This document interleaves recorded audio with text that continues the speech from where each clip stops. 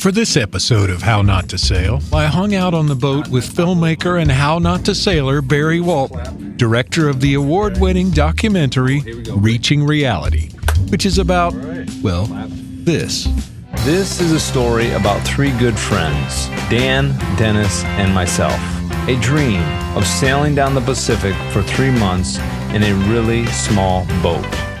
I like to go outside of the lines. You know, when I was a kid, they give you the coloring book. I'm not the one that's going to stick in the lines. In many ways, Barry reminded me of me. Fortunately, this is about how not to sail. Starboard, aft, what? We had a fine time anchored out on the bay. The breeze kind of came in and Bradford got a whiff. And so he's now out of camera. And I learned a lot I hadn't thought about, since I usually sail by myself. And I don't know what can prepare you to live at sea for 2 months on a boat with 3 other men. What could possibly go wrong? How Not to Sail, sponsored by our awesome Patreon patrons and Latitudes and Attitudes magazine. They ruin my life, so why not let them ruin yours today at latsats.com. Before we get on with it, I should probably mention that Barry's documentary Reaching Reality contains some cursing which is not bleeped.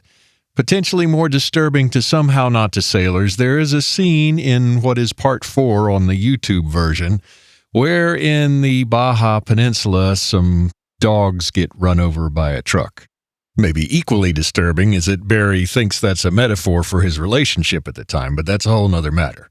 At any rate, if you're sensitive to things like animals being hurt, you probably don't want to see what was included in that scene. It's not in the podcast here, not to worry, and Barry was not the perpetrator, just the documentarian. But just FYI. Can you give us a clap? Oh, here we go. Ready? All right. Clapped. At any rate, Barry drove across the peninsula from the east side of Florida, and we wasted very little time getting out into the bay and getting anchored so we could chat. We're here today with Barry Walton from the Reaching Reality, the award-winning documentary series, and we're out here on Boca Ciega Bay. I really got to respect documentary filmmakers and all the work that goes into making these docs. At the beginning of Reaching Reality, there's a scene where you can see all of the tapes that Barry shot representing hundreds of hours of footage that he had to sort through to make this thing happen. It's always interesting to find out what drives people to do that. I always had a fascination with film, and I have a huge ego and wanted to be famous as well. The two combined was me deciding to film myself and film this trip. Barry's description of learning how to make a documentary sort of reminds me of a certain How Not to Sailor learning to sail. I didn't know how to set a scene up. I didn't know how to establish a narrative. I didn't know how to, I should get these sound bites to tell what we're doing here. You know, so when it came to telling it, obviously I ended up going with a VO to drive the narrative. But there was so much that I missed. Oh my God, and that's the reason it took 15 years to finish it.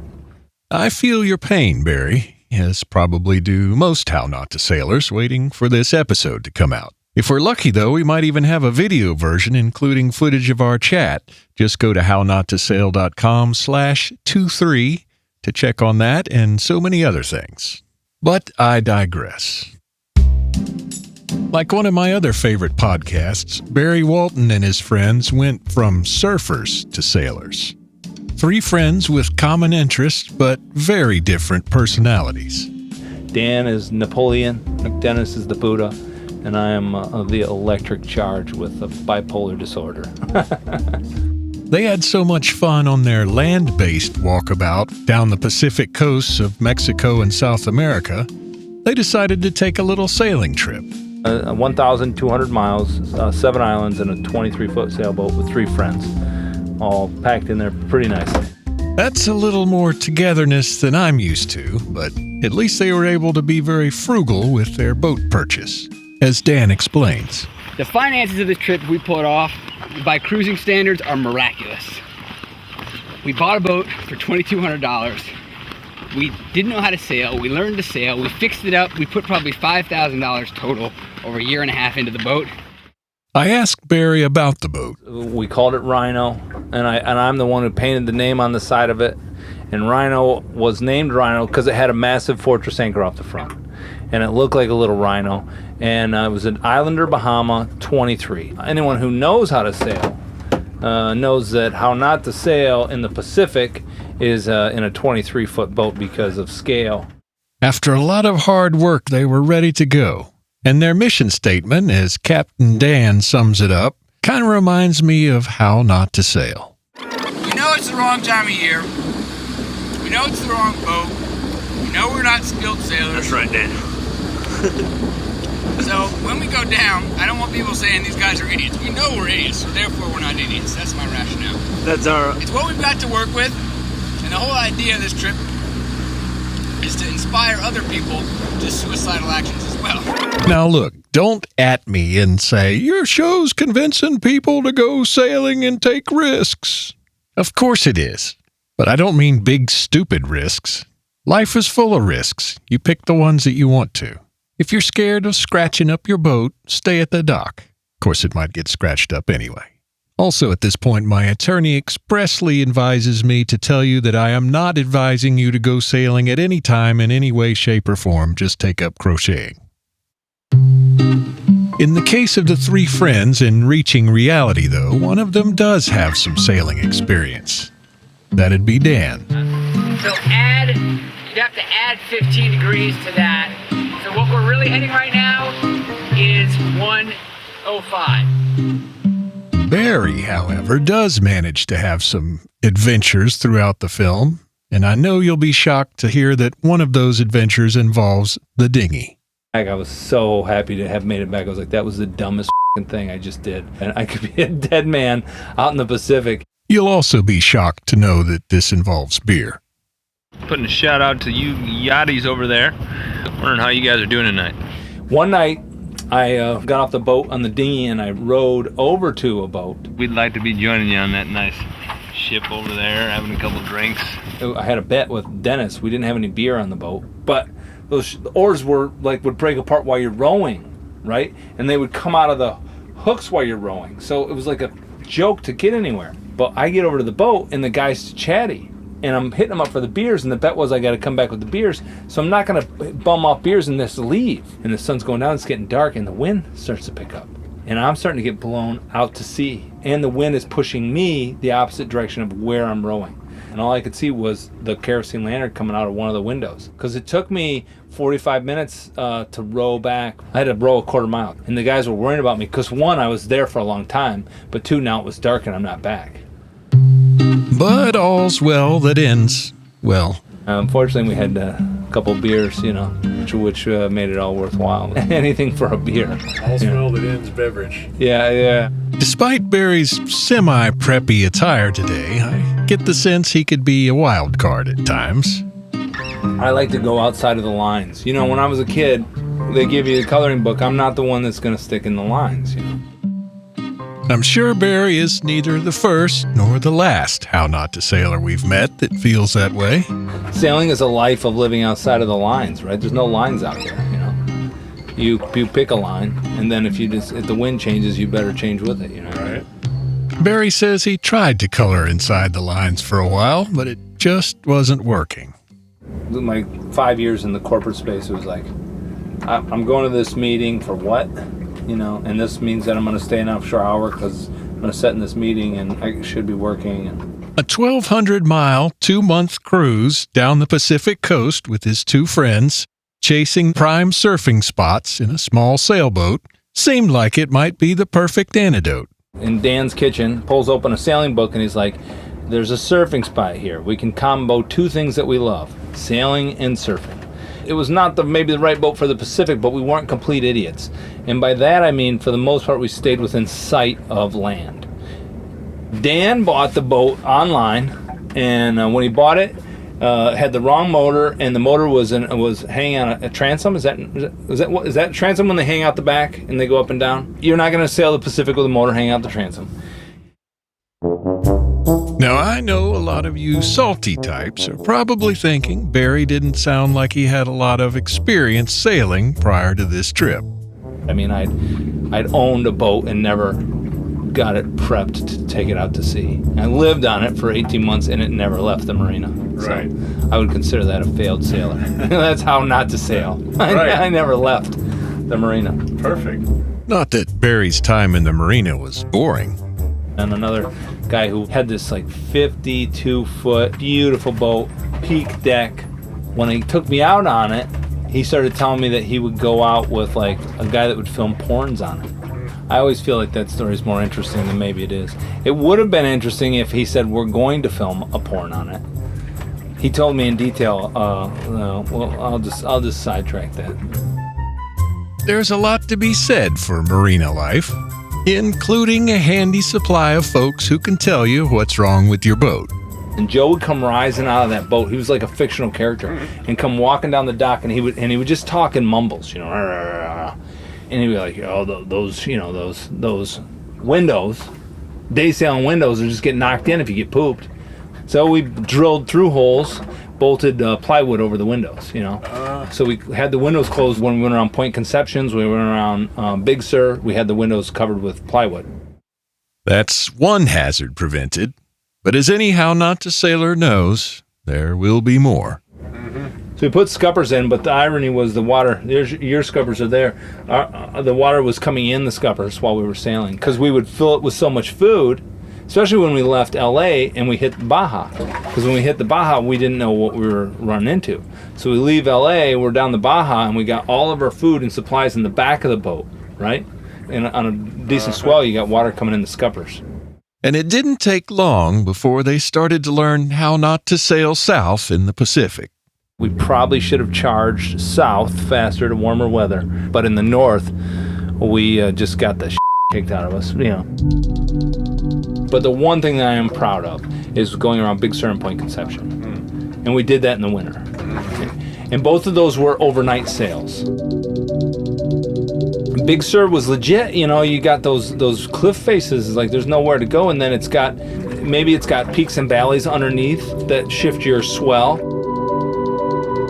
All of a sudden we're like, Jesus, we're going super fast, and we were surfing down the face of the waves.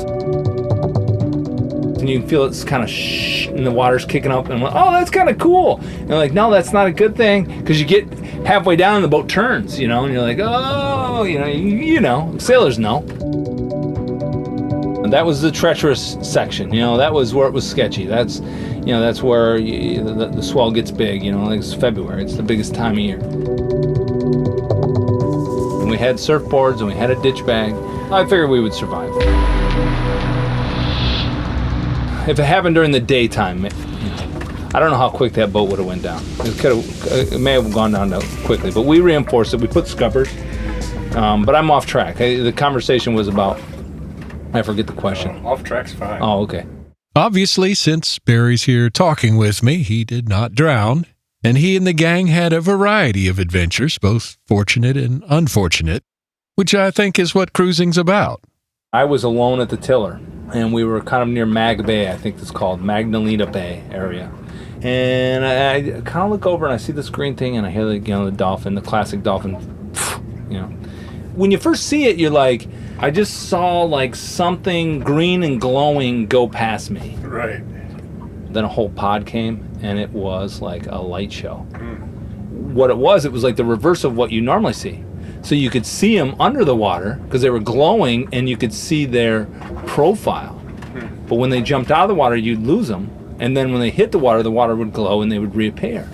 It was like the reverse of what you normally are used to. It was crazy. And I woke up, I screamed, Dan and Dennis, get up here. And they were downstairs, and they came up, and I'm lucky because I think when you think about all the experiences that any given human might want to have in their life, like that's one that you can't go and pay in Disneyland to go. You know, you're just like, well, I have that, and it's so unique and rare, and I just get to pocket it because it's like that's another like out of this world type experience, you know. Eventually, though, like all things, the journey of Barry, Dan, and Dennis had to come to an end. I don't know if that answers the question, but I think, you know, the recap for me was I was glad it was over. But then it was time to create something out of those countless hours of footage. I needed to finish it. Right. I needed to wrap it up. when you say you're going to do something, I think you have to do it, or it trickles over into other shit, you know what I mean? Well, I never finished that. Well, then I never finished this, and it keeps going. But if you start knocking things off, you're like, okay, well, I finished things, you know. And I think about the hours that I spent doing this and the return for that time, and I'm just like, what's wrong with me? What is wrong with my brain? But I don't know how to stop. I'm addicted to telling stories. I just love telling stories. If I ever did a big sail again, I'd want a legit boat. But I don't know that day will ever come. I'm a day sailor. I'm a warm, fair weather sailor. And that's not a real sailor, I guess. I love telling films, and I was glad it was over. And then I'm kind of glad that this is over, because it feels like something you don't finish. 15 years, and I needed to finish it. I think we can all relate to that. Stay tuned next time when we talk about something nautical, or maybe something about boats. Wait, what? Don't forget to go to HowNotToSail.com/23 for show notes to this episode, the video version, and a link to Barry's documentary, Reaching Reality. Plus all kind of other cool stuff. HowNotToSail.com is and continues to be the central hub for all things How Not to Sail. If you made it this far, I want to thank you for sticking with me, and I hope your year is as uncomplicated as possible. Big thanks to Alex Monroe, or Munro as we say in the South, hopefully one of those versions I didn't butcher, who asked when this episode would be out and mentioned he'd listened to every episode more than once. I always appreciate a good kick in the stern, and I especially appreciate knowing you're listening. And don't worry, it's going to take more than a couple of wrinkles to keep me from annoying you with more How Not to Sail. Thanks as always to our awesome Patreon crew, and happy upcoming birthday to Captain Mark. Thanks to Latitudes and Attitudes for ruining my life. And I hope you let them ruin yours too today at latsats.com. Speaking of birthdays, happy 92nd to my dad. I love you, Pops. I sure do wish this red tide thing would go away. But irregardless, as my friend Bill says, I'll see you next time on How Not to Sail. Screwing up is part of cruising. Let me show you how.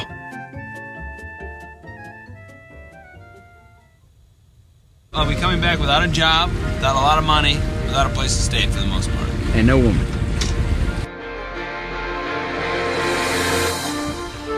I have been on the SS Wasserman Rhino for about just under 2 weeks. The first 6 days were awesome, and now I am